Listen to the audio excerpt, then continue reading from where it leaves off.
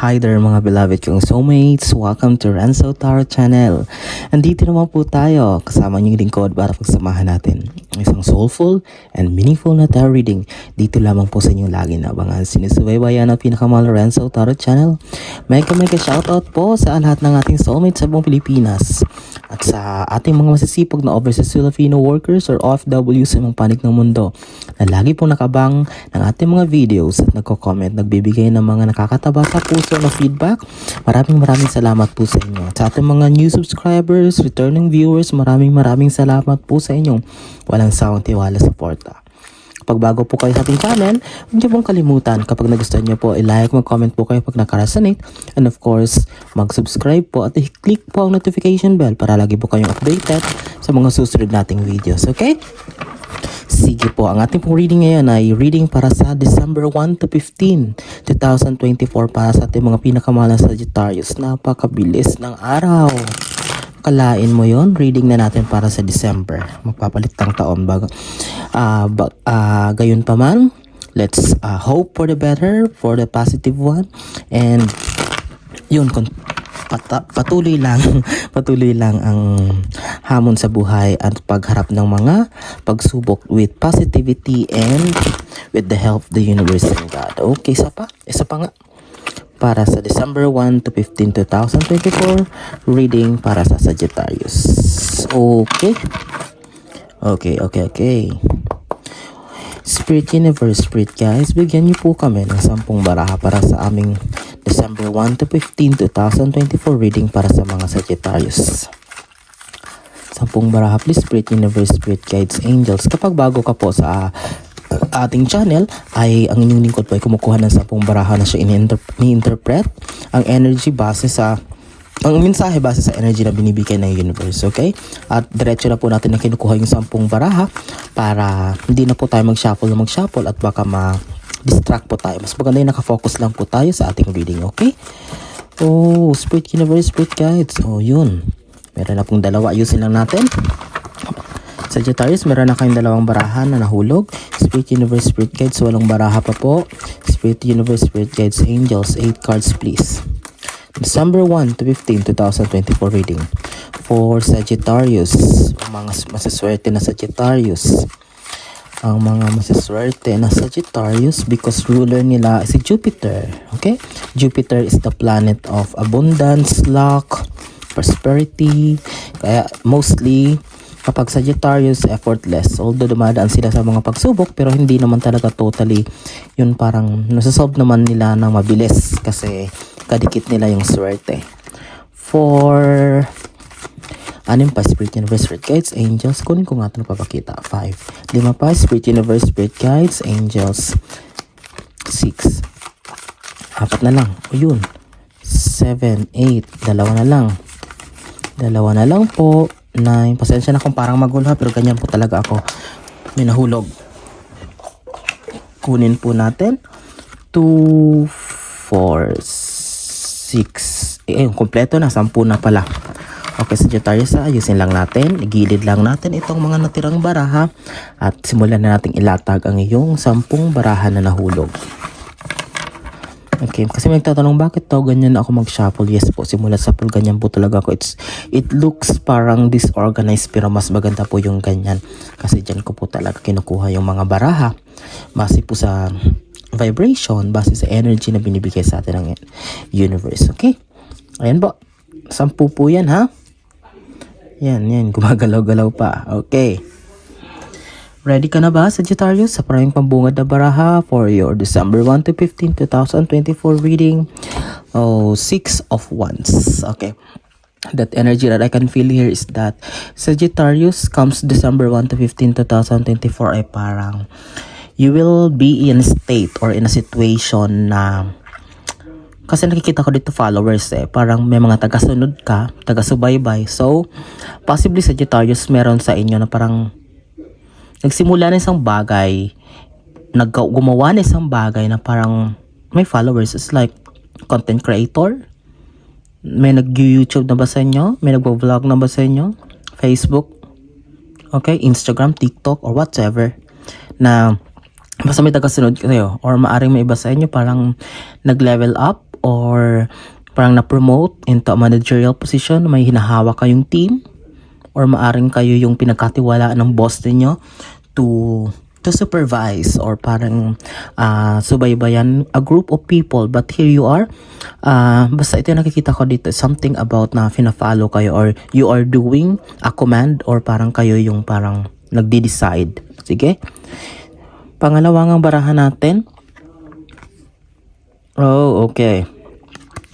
Eight of Cups. Okay, Sagittarius, December 1 to 15, 2024, the energy that I can feel here is aside from that na parang mag-elevate yung position or yung parang mabibigyan kayo ng chance para i-follow or parang sundin ng mga tao in a certain situation, is this Eight of Cups. Since this is an achievements, it will add, kumbaga it will be a merit, kumbaga madadagdag ito dito sa mga naipon mo na ng mga achievements, naipon mo na ng mga napatunayan mo na. Okay, so ibig sabihin galingan mo daw dyan, Sagittarius, because that will help you. Matutulungan ka talaga niyan kapag nagalingan mo dyan sa pagpamumuno mo or sa pagpapasunod mo, lalong-lalo na for example sa content creator. Kapag nagustuhan ka ng mga audience, of course, mas lalago o mas mararami or mas marami followers mo, mas i-respect ka the same way dyan sa ginagawa mo yan. It will add to these cups na yung iniipon. Ayan ka, nag-search. So, that, ibig sabihin, yan din yung maaring paraan mo or yan yung way na ginawa ng universe para sa'yo para mas lalong gumanda ang takbo ng buhay mo, especially with you are longing for more cups na idadagdag dito sa mga cups na naipon mo na or yung mga achievements mo sa buhay. Pangatlo, Judgment card. Okay. Here, Judgment card, the universe is telling you, siguro Sagittarius, there are some of you. Kasi nga, di ba sabi ko, kakambal niyang swerte because ang guardian nyo or yung ruler nyo ay si Jupiter. So, most of the Sagittarius, kahit hindi masyado nag-effort, parang umaayon sa kanila yung swerte. Okay? That's why this Judgment card is telling or reminding you na sa mga ganyang sitwasyon din, you are prone to misinterpretation, miscommunication, judgment of your peers, sa mga kasama mo, sa trabaho, kaibigan, mga tao sa community na sa workplace mo na kinabibilangan mo. Okay, you are prone to, kasi akala nila maaring pinagdududahan ka na baka mamaya may ginagawa kang hindi legal. That's why parang bakit ito parang si Sagittarius parang ang bilis ng paglago, ang bilis ng yaman o parang ganon. So, ganun, maging aware kayo, Sagittarius, sa mga ganong bagay kasi maaring para sa iyo, you're taking it for granted, parang minimislook mo ito, but sometimes baka mamaya lumaki ang issue na yan at baka mapasama pa or baka masira yung reputation ninyo, okay? Tingnan mo yung fourth card. Okay. Ayan na, di ba? Sabi ko sa'yo Three of Pentacles. This is money. So, ibig sabihin, there are some people that darating sa iyo or that will come on your way, but their interest or kumbaga yung pakay nila hindi maganda since that is a dark room. Tingnan mo, although pera siya, pero kung titingnan mo, that is not a good sign kasi bakit kayo makikipag-deal or magkatransact sa madilim na lugar, especially in terms of money. Okay? That's why siguro this is a sabotage plan para sa iyo or parang, kasi nga diba sabi ko sa iyo mag-prone ka sa mga judgment or hindi magandang mga comments. That's why maybe they are planning something against. Please, Sagittarius, come to December, be aware, lalo na syempre mag-Christmas season, maraming mga ganap, maraming mga binibenta, mga kung ano-ano. Syempre parang baka ma-overwhelm ka, and please be aware, okay, sa mga papasukang mga transactions or mga bagay na i-offer sa iyo, baka makalimutan mo. Okay, please, kung pwede wag na muna, tapusin na lang ang taon. Okay, the Hermit card. Your fifth card, Sagittarius, is the Hermit card. This card of Hermit is a beautiful card. Why? Pinapakita lang nito, Sagittarius, aside from being born lucky or maswerte, is that you have the attitude of being not ambitious or being unstoppable with your plans and goals in life. Hindi bibihira yung mga ganitong mindset ng tao na parang kahit although sinaswerte na, although meron na, is parang kasi kung iba-iba parang o kontento na dyan. But this Hermit card is just showing that you will be searching for more. You will be looking for more. Ibig sabihin, para mas dumami, okay? Mas marami, mas masaya, okay? Mas abundant, mas masaya. Ayun, yun yung paniniwala mo. Okay? Kasi at least kasi matalino rin kayo, so you are planning ahead. So ibig sabihin hindi ka makukontento dyan sa kung ano meron ka, kasi because you are also looking forward sa mga possible na mangyari, worst case scenario, in case mawalan ka or there's something happen, meron kang naka-reserve na mabubunot. Okay, 6 card mo, first row natin dito sa second row is the Fool card. Okay, nakatapat siya dito sa sinabi ko kanina na parang leadership or if follow ka. So the Fool card is that December 1 to 15 on your situation is just go to the flow. Don't stress yourself. Enjoy the moment. Cherish the moment. Okay? And yan yung sinasabi na kapag if the people surrounds you are happy, be happy. If they are hindi siya masaya, they are crying, mourn with them. Okay? Umiyak ka din para sa kanila. So just don't dwell on negativities. Kumbaga, wag masyadong magpapa-apekto. Ang gusto ko sabihin is that, kumbaga, just go to the flow. As long as it is good or parang wala namang naapektuhan o wala namang nasasagasaan, yung makisabay ka lang sa agos. Enjoy the moment.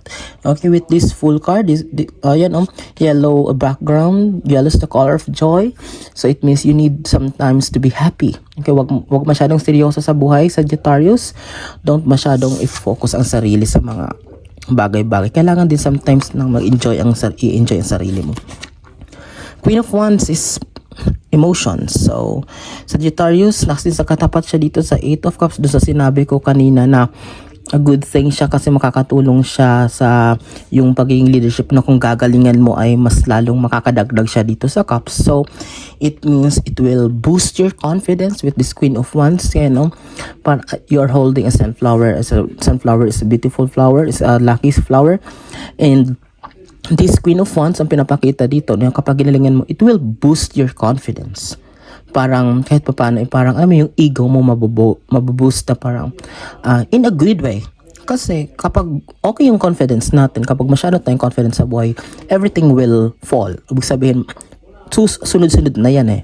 Kasi kapag hindi maayos yung natin, emotion natin, kapag emotionally unstable tayo, hindi tayo makagawa ng maayos na bagay eh.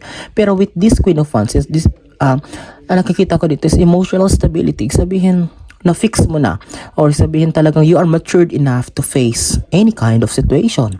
Okay? Sagittarius, lalo na hierarchy card pa siya, Queen. So, ibig sabihin, hindi lang to basta maturity in your decisions, but maturity in all aspects of life. Okay?